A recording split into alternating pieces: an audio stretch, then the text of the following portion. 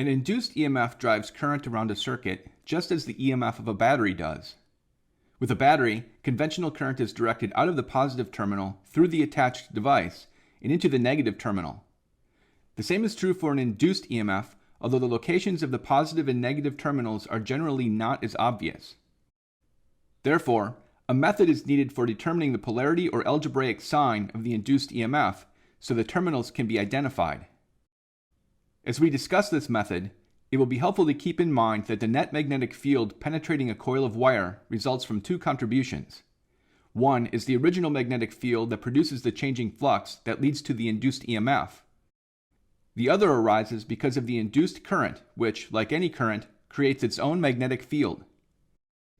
The field created by the induced current is called the induced magnetic field. To determine the polarity of the induced EMF, we will use a method based on a discovery made by the Russian physicist Heinrich Lenz in the 1800s. This discovery is known as Lenz's law. Lenz's law was formulated from the following observations. Consider the magnetic field lines emanating from the north pole of a bar magnet. Only some of the local field lines are shown here for clarity. As a magnet is brought close to the loop, the magnetic flux through the loop increases, inducing a current. It was discovered by Lenz that the induced current always produces a field, called the induced field, that opposes the change in magnetic flux through the loop. Since, when bringing the magnet closer to the loop, the field strength in the loop increases, or equivalently, the number of field lines that penetrate the loop and point to the right is increasing, the induced field must point to the left. The direction of the induced current that would produce a magnetic field to the left is determined by the right-hand rule, and therefore goes in the direction indicated here. If we now follow the current around the circuit and through the resistor, we know that the current always flows from a higher potential to a lower potential as indicated by the plus and minus signs. Therefore, the positive and negative terminals of the induced EMF are located here and here.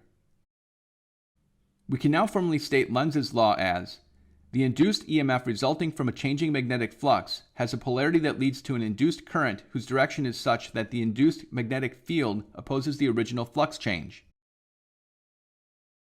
Now consider the case when the magnet is pulled away from the loop. We again apply Lenz's law, the essence of which is that the change in magnetic flux must be opposed by the induced magnetic field. The flux through the loop is now decreasing, since the magnitude of the magnetic field at the loop decreases as the magnet recedes. To oppose the decrease in the flux, the direction of the induced magnetic field must be parallel to the field of the bar magnet. Thus, since the field of the bar magnet passes through the loop from left to right, the induced field must pass through the loop from left to right.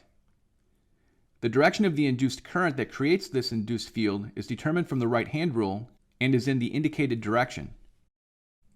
If we now follow the current around the circuit and through the resistor, we know that the current always flows from a higher potential to a lower potential as indicated by the plus and minus signs. Therefore, the positive and negative terminals of the induced EMF are located here and here.